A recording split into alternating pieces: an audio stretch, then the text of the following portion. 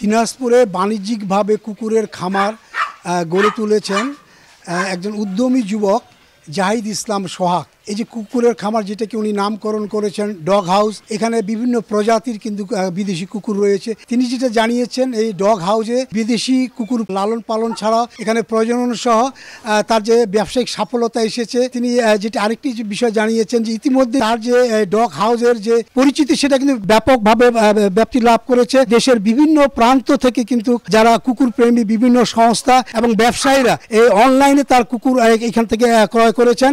আমরা আরেকটি বিষয় জানি যে কুকুরের যে দাম যেটা বলেছেন যে 30 থেকে আপনার 1,50,000 টাকা পর্যন্ত সে কুকুর বিক্রি করেছে। এবং আরেকটি বিষয় আপনাকে বলি যে এখানে যে কুকুরগুলো রয়েছে আমেরিকান লাসা, টয় কফোরিয়ান, জাপানি Lhasa, China Lhasa, German shepherd, black shepherd, Alsatian, golden retriever. তো যে বিষয়টা জানাতে চাই এখানে জার্মান শেফার্ড রয়েছে।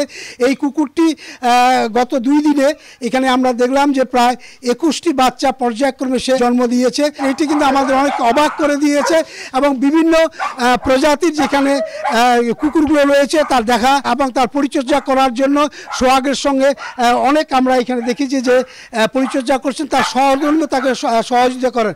তো যে এই যে জার্মান শেফার্ড পরপর 21টি বাচ্চা প্রসব করেছে, এই বিষয়টা আমরা জানতে চাবো যে কিভাবে সেই ডগ হাউসটা পরিচালনা করেন। আমার এই খামারের নাম হচ্ছে আপনার ডগ হাউস দিনাজপুর। আমি দীর্ঘদিন যাবত এই খামারটি পরিচালনা করে আসছি।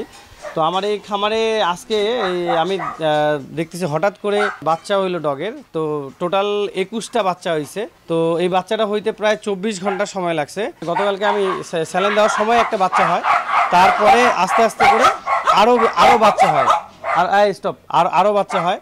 তো হইতে হইতে আমি সারা রাত জেগেছিলাম এবং দেখছি যে আমার এই ডগে প্রায় এখন টোটাল 21টা বাচ্চা হয়েছে। কিন্তু আমি গ্রিনেস বুক অফ ওয়ার্ল্ডে বা আপনার দেখছি যে ইন্টারন্যাশনালভাবে যে ডগের 19টা পর্যন্ত বাচ্চা পাওয়া গেছে, কিন্তু আমার ডগের বাচ্চা হয়েছে টোটাল 21টা। চেষ্টা করতেছি আর কি বাচ্চাগুলোকে বাঁচানো। এখানে টুল নিয়ে সবসময় বসে থাকতেছি এবং তাদেরকে আমি চেষ্টা করতেছি যে তাদেরকে যেন সুন্দরভাবে রাখা যায় এবং বাঁচানো যায়। আমরা সোহাগের কাছে শুনলাম যে জার্মান শেফার্ড পরপর প্রায় 24 ঘন্টায় 21টি বাচ্চা সে প্রসব করেছে। তার কাছ থেকে শুনলাম যে একটা রেকর্ড এবং একটা অবাক করার বিষয়।